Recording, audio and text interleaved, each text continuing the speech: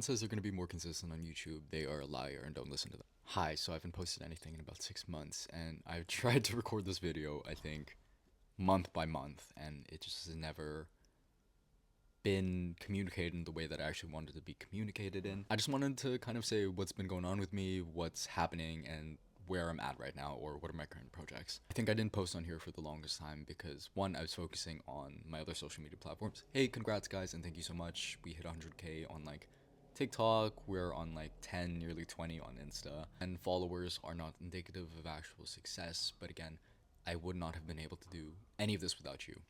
Even for a smaller platform of 3K, which is insane to me, where I can say that's a smaller platform, that is unbelievably amazing. And again, thank you so much for sticking by and watching me yap. Firstly, I wanted to kind of showcase some clips of me seeing my family who I haven't seen in like 10 years. Some new tattoos, which is very fun. And also, yeah, so I'm just gonna have that playing as a little segment and then hopping back into a full-on yap session with you guys. So thank you so much to Adriel for sending the Object 22 hat and also Object 22 hoodie, and I'm wearing Object 22 shirt. Apply all of my wardrobe. In small jewelry we trust. But yeah. I'm gonna leave a timestamp if you guys want to skip this or not, but yeah. No idea. I don't know if I saw something. I'm so bad at like I don't follow any of the artists that I listen to on social media or anything. I think so about 10%. I think the tattoo is different. I think I want to know before like me. The moon is so seductive.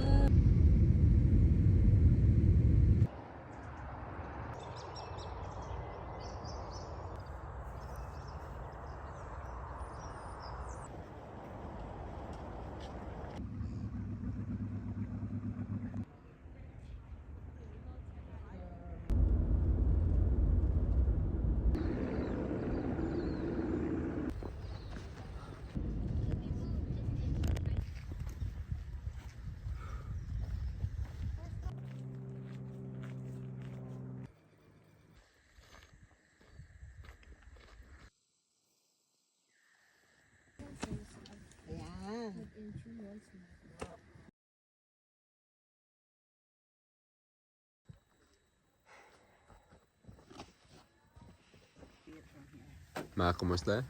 Mabuti. I'm so happy that you're here. And my other favorite child. This is so PR coded. I think everybody will tell you.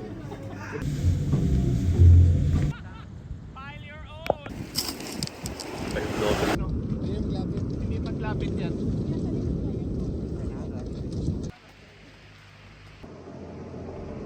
Ice na noon. This is winter. I don't think I actually showcased moving to this new apartment. I'm actually out of here in 2 weeks, because the lease is ending. Auckland has been fun. I think my last update, I had just initially moved to Auckland, maybe my first like 2 weeks, maybe first month. And you guys knew that I was studying up here. Life changes and plans change, and I'm currently not studying anymore. I dropped out, woohoo! God, to be another person who yaps online and say, I dropped out of a potential education. But to be fair, I finished my diploma, and then I wanted to carry on with my bachelor's, and that's the entire reason why I moved up to Auckland. Explain kind of why it was a culmination of missing out on more opportunities, not having the sufficient needs to be able to study what I actually wanted to study within the time frame of the schedule. I think the major thing is just I lost out on a lot of opportunities whilst being at uni, and again, that's a privileged standpoint because education is something I will never disregard. That is a privileged point to be able to say I was able to choose this. Being able to study fashion, people dream of being able to study in general. I didn't leave university not knowing what I wanted to do. I had the means and the plans to do so. I want to hop into that, but just first initial thing out of the way, came up here to do uni, dropped out, and then yeah. A culmination of my social media were catching up to me. I wasn't consistent on anything. I got invited to Paris Fashion Week by Animus and a few other labels. Couldn't go because I was broke. I was saying no to multiple commissions of the Ida Blazers, which I already do. I was in it, and I was in university because I knew that was one thing that was promised to me. I'm gonna open up the blinds because it makes it look a little bit more aesthetically pleasing. I don't know if y'all can still hear me. I also got new mics, which you should be very happy about. So my for all of the people who commented, yo, audio sounds like booty cheeks, I've fixed that. Just missing out on a lot of opportunities and knowing whilst uni was something where I could go to day to day and know that I had that consistency of schedule, staying there because I was scared and scared of what actually happens afterwards.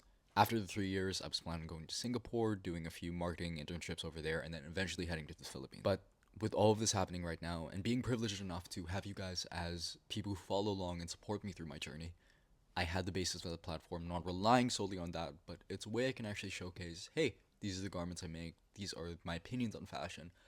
They are not important at all, but still, I could yap online, and there was a community at least, which I already had, and that's something that a lot of people don't have. And I eventually got approached by a business partner who I'm currently working with now to start a label. Please do not worry, I'm not going to be another Asian man producing puff prints and then making those like Instagram reels or TikToks being like 45,000 done in like 1 week. I sold out my entire stock. No, that's overconsumption, and you are doing the wrong thing in fashion. That is a graphic designer, you are not a fashion designer. Again, I just don't feel like I posted on here. I didn't give any life updates. One, I was seeps as hell.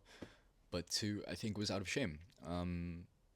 I was scared of saying I didn't do what I thought I was going to do. That's not something you should ever be shameful of. That's just solely with myself. That's something where I felt like, wow, I dropped out of something in fashion. I felt kind of like a failure, to be completely honest. People still wanting to buy my work, I still feel like an imposter day in and day out. Working on the current project, which is Marisol, and that is the label I'm currently starting.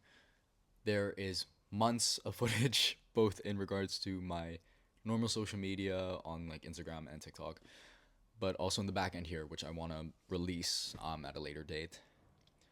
But kind of catching up, let me grab the bags. Give me a minute.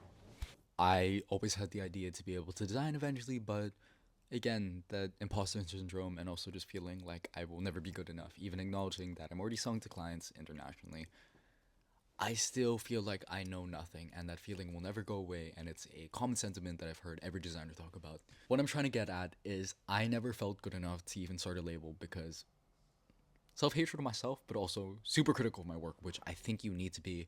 Not the self-hatred part, but you need that criticism there for yourself. You're going to be your biggest critic. And obviously, I thought this project would happen 4 years down the line after I'd done my internships and eventually approaching an Eastern market. Specifically, I want to move back to the Philippines, and it's evolved into Marisol. I think the only way we can kind of null overconsumption is creating a garment that lasts. Making sure the process is as holistic as possible, but also making sure that, hey, we need to make garments that are, one, well designed, are able to utilize a lot of the fabric wastage, which is disregarded so much in factories and outsourcing. I've also recorded so much of the process of me making, cutting, and crying about it. It is the first garments that I'm going to be releasing in regards to Marisol. One, because I know that while my love for tailoring and also a bespoke model is amazing, it's so fulfilling, it's not a way to effectively scale a business. Like, it takes so much time to make a bespoke suit and grab the measurements and everything, and it's fulfilling, but I can't make a living off that, unfortunately. I want to retain that model.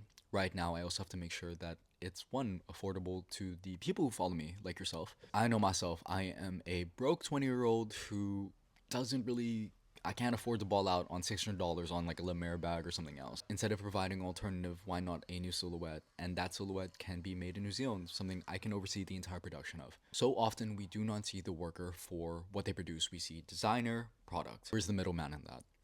We don't see that. There's no recording of the process, there's no acknowledgement of the process, and it's at the detriment of people in the Philippines, people in China, people in Vietnam, people in Kenya. The model of fashion as a whole is unfortunately capitalistic, and it's something that I play myself into as well. If I can minimize that and making sure that production is onshore currently, I need to acknowledge the risks and also the responsibility as a future designer. You can't just separate yourself from the product and design. Like, I make everything currently. I think I'm logged in at like 1,580 hours. Like, this has been months of work. If you want to go into this industry, you have to ask yourself, do you want to be a fashion designer, or do you just like the allure of it? What I'm trying to get at is Marisol, for me, a perfect product is in regards to utility. I don't want these things to be too precious to be worn or too distressed where it's inorganic because we've commodified that so much. But to have a garment which you're going to wear for a majority of your life, use it in every day-to-day sense. And the one thing I saw, especially when traveling and whatnot, it's in every form of life, education, career, everybody uses some form of bag as utility, an accessory, or in regards to utility, which I just find beautiful. Currently have 3 colorways of this. We have Marisol Ash, Marisol Black, Marisol Red. All of these are made by me. They are completely cut out, constructed, and that's all I can really afford as well. Again, there cannot be that separation. If we want to still produce clothing and we still want to do this, we need to make sure we are responsible for as much as we can facilitate. For the materiality of this and the fabric, this is a red Japanese denim from, but I've hand-bound the entire inside. Instead of actually putting a lining, which I know controversial, I've actually used all of the selvage and all of the remnants that you'd actually traditionally throw away as binding, and I've hand-bound the entire inside. I wanted to put this out as a live update first, and then I promise at least once a month I will try and post a video. Please do not hold me to that because you're gonna be mean. But yeah, I hope to be a little bit more consistent, and yeah. If you ask me what the perfect bag is, I think it's regards to utility. Thank you, and this was Marisol. Catch you up in the next video.